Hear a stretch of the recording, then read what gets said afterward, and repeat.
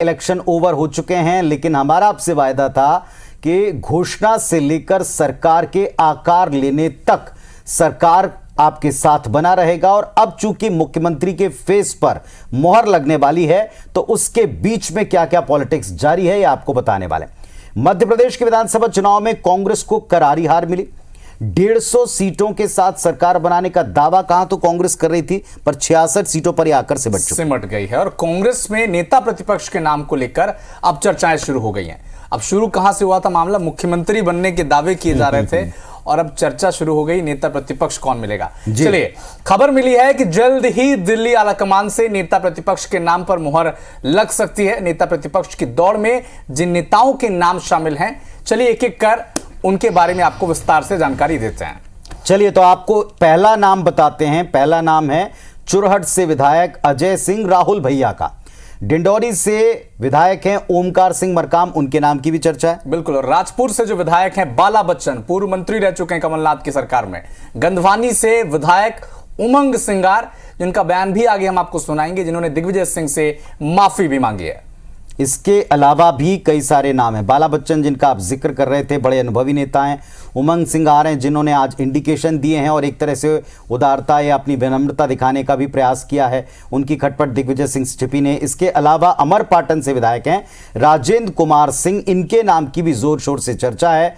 महाकौशल से जबलपुर पूर्व से नेता हैं विधायक लखन घनघोरिया, इनके नाम को लेकर भी नेता प्रतिपक्ष की चर्चा है, क्योंकि आप प्रतिपक्ष में रहें तो आपको काफ़ी हद तक संघर्ष करना पड़ता है, काफ़ी हद तक आपको लगातार जूझना लड़ना पड़ता है। इसी तरह से छत्तीसगढ़ में भी, जैसा विनाश आप कह रहे थे, कहाँ तो सीएम की रेस चल रही थी, लेकिन यहाँ अब चूंकि जनता ने कांग्रेस की विपक्ष की भूमिका तय की है, तो उसका नेता कौन होगा, इसके लिए चर्चा। बीजेपी में चर्चा सीएम को लेकर के है, तो कांग्रेस के खेमे में अगला प्रतिपक्ष चुनने को लेकर। बिल्कुल। तो अगला नेता प्रतिपक्ष कौन होगा? कांग्रेस के पास वैसे तो 35 विधायक हैं, लेकिन इनमें से 14 विधायक पहली बार विधानसभा पहुंचे हैं, यानी 21 विधायक जो हैं उन्हें विधायकी का अनुभव है। 9 मंत्रियों के चुनाव हारने के बाद से कांग्रेस के पास अनुभव की कमी है। तमाम बड़े लीडर चुनाव हार गए। ऐसे में नेता प्रतिपक्ष कौन बन सकते हैं, संभावित विकल्पों पर नजर डालते हैं। चलिए, सबसे बड़ा नाम ऑब्वियसली सरकार का जो चेहरा रहे हैं, मुख्यमंत्री रहे हैं, वो है भूपेश बघेल का।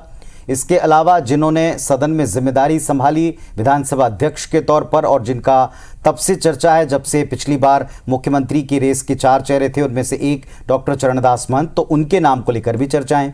तो 2 बड़े नाम भूपेश बघेल, चरणदास महंत, लेकिन इनके अलावा लखेश्वर बघेल, ये वो नाम है जिस पर भी कांग्रेस पार्टी विचार कर सकती है नेता प्रतिपक्ष बनाने पर। इसके अलावा दलेश्वर साहू और द्वारिकाधीश यादव, ये भी वो 2 नाम हैं जिन पर कांग्रेस पार्टी इनके इर्द गिर्द सोच सकती है, विचार कर सकती है, क्या विधानसभा में इन्हें विपक्ष की कमान सौंप दी जाए। चलिए, तो विपक्ष का नेता कौन होगा छत्तीसगढ़ में, ये इन बड़े नामों के ऊपर चर्चा की जा रही है, और इन बड़े नामों में से किस पर आला कमान की मोहर लगती है, ये देखना होगा। फिलहाल कुछ घंटों का इंतजार, और उसके बाद जहां सत्ता पक्ष की तरफ से सीएम फेस अनाउंस हो जाएगा, तो विपक्ष की तरफ से ये भी अनाउंस हो जाएगा कि आखिर कौन है जो विपक्ष की नेता के तौर पर सदन के भीतर आवाज बुलंद करेगा।